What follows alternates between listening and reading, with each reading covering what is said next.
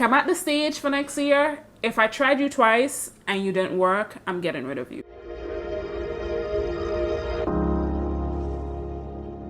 Okay, so we are good to go. Let me get some water.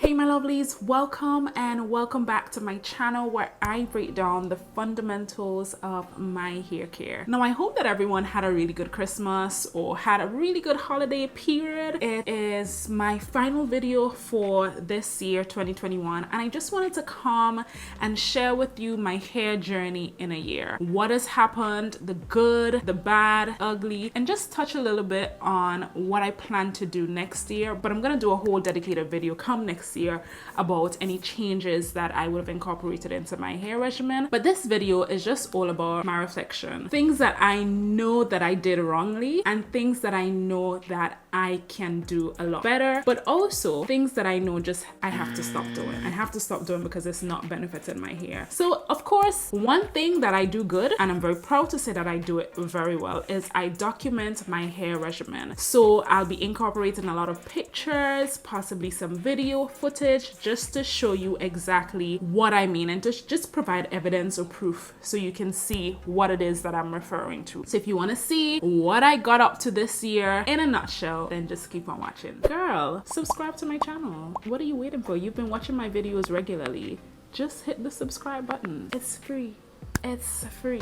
And just welcome in advance to the hair care gang over here on YouTube. So I want us to start off with what went well, the good stuff. You know, it's always good to start off on a positive note, right? So let's start off with what I thought went well on my hair journey for 2021. Let's begin with progress. I feel that in terms of progress, I'm gonna break it down into 3 categories, but I want to talk about health first. I think at this stage, the general health of my hair has definitely improved. And it has improved primarily because I think I've become more aware of what works for my hair, you know? So I've started doing those things that my hair love, and I've started pulling away a little bit from the things that my hair does not like. So in terms of health, I'm gonna insert a picture of how my hair was at the start of 2021 and how my hair is at present. But of course, I generally believe that you cannot really look at someone's hair and say that it's healthy. I know sometimes we have this notion that if your ends are blunt and your hair looks nice and full, then that's the prerequisite for healthy hair. I do not think that. When it comes to hair care, I always say looks can be deceiving because it's those people that you see their hair, it looks so lovely, it looks so nice, and then 2 months later down the road, they're coming to you and telling you, oh my God, my hair has thinned out, this has happened, that has happened, etc. And you're like, but how?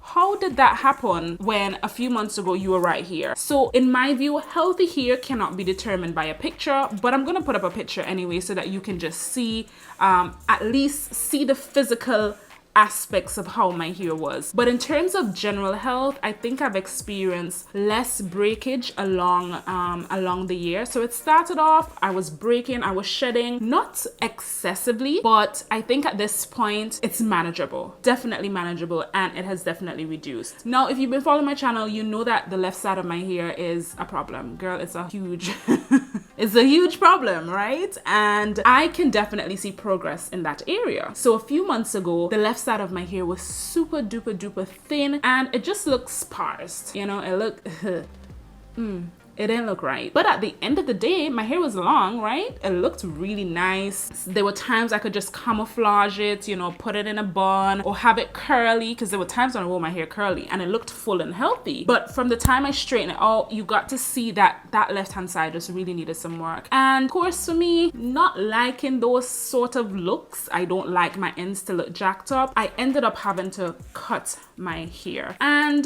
this was the result. The ends just look fuller, my hair started to grow healthier, and overall it had a better look and appearance. Another good thing that I liked on my hair journey was the fact that I was a bit more consistent. You know what? I think it's because I have this YouTube channel. That is primarily one of the reasons why I have become so consistent in my hair journey. And I'm not talking about consistent in terms of washing my hair, deep conditioning my hair. I'm talking consistency in terms of moisturizing and sealing.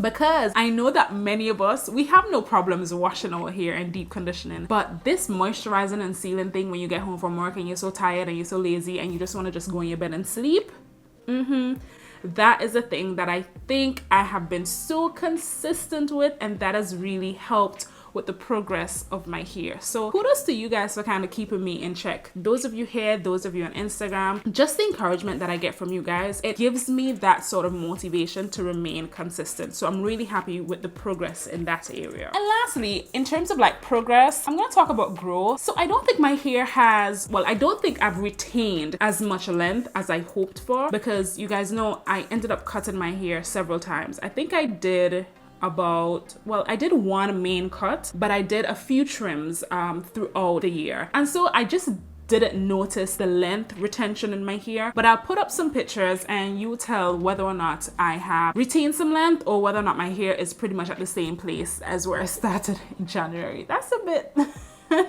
yeah, that's a bit weird, right? So I'm ending where I started.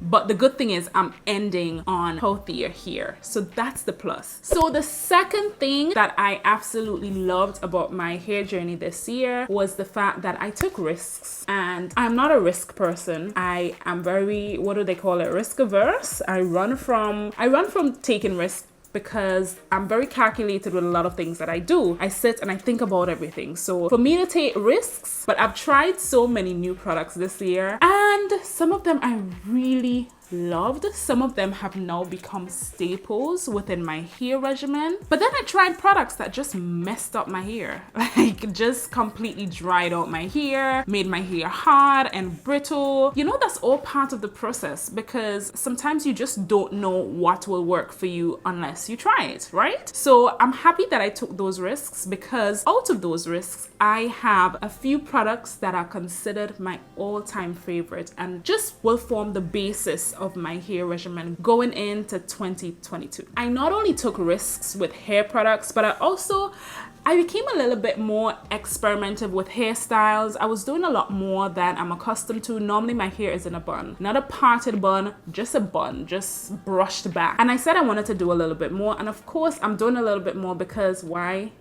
Because of the gram.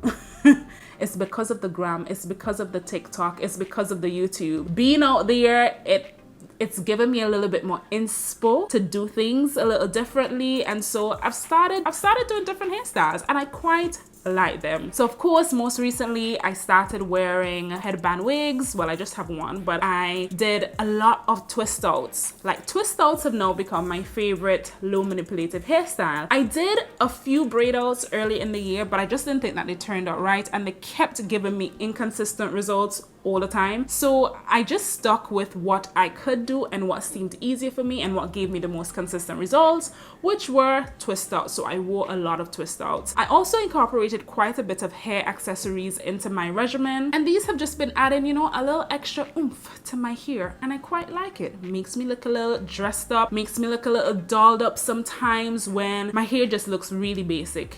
And of course, headbands. I ordered these headbands particularly for the headband wig that I had, but I've been wearing them like almost every week because they're so easy, and because I'm wearing a lot of twist outs, it just makes this messy updo just look really put together, and I really love it. I've also been taking a lot more risk on my edges, and I know some of us who have problems with edges, we need to calm down and not put so much into our edges, but to be fair, you can't really wear messy updo without your edges looking nice. Otherwise, your hair is just gonna look messy, right? So I've been doing a little bit more with my edges to try and make my looks a little cleaner, a little smoother, and I've been loving it. So yeah, guys, in terms of what I liked about my hair, I think I've pretty much broken it down into two. So I like the progress, and of course, I liked me taking risks. But let's talk about the things that I didn't like about my hair journey this year. I think number one is I gave products far too many chances to work.